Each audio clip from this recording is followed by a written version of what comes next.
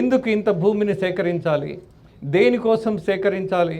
మీరు నమ్మకాన్ని పెంచకుండా మళ్ళీ ఒక అనుమానాన్ని తీసుకొచ్చి మళ్ళీ ఈ 3 సంవత్సరాలలో అమరావతి నిర్మాణం జరిగిన తర్వాత ఒక నమ్మకం పెంచిన తర్వాత అప్పటికప్పుడు ప్రజల్లో ఒక నమ్మకం వస్తుంది, ఒక ధైర్యం వస్తుంది.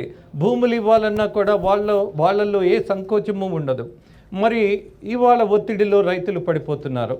కారణం 10 ఏళ్ల క్రితం మనం ఒక చట్టాన్ని నమ్మి, ఒక శాసనాన్ని నమ్మి భూములు ఇస్తే అవి వివాదంగా మారిపోయాయి. రైతులకు కౌలు దక్కలేదు, రైతులకు కనీసం భూములు అమ్ముకోవడానికి కూడా అవకాశం లేదు. ఇవాళకి కూడా వాళ్ళ భూమి ఇచ్చిన తర్వాత వాళ్ళకు వచ్చే ప్లాట్లు ఏవైనా ఉంటే అమ్ముకుందామనంటే అతి గతి లేదు. మరి వీళ్ళకి ఆదాయం లేదు, అలాగే పెరుగుతున్నటువంటి ఖర్చులు, అలాగే భయపడుతున్నటువంటి అనేక రాజకీయ కోణాలు, వీటిలో మరి అమరావతి రైతులే ఇప్పటికి కూడా ఇబ్బందుల్లో బతుకుతున్నప్పుడు మళ్ళీ 44,000 ఎకరాలు అవసరమా? ఇదే బాధ ప్రజల్లో కనిపిస్తోంది.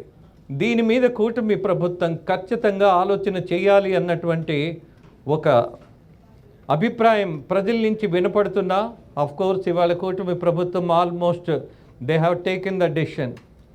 మళ్ళీ ఇవాళ మరొక ప్రశ్న కూడా మనం సంధించాల్సిన పరిస్థితి వస్తుంది.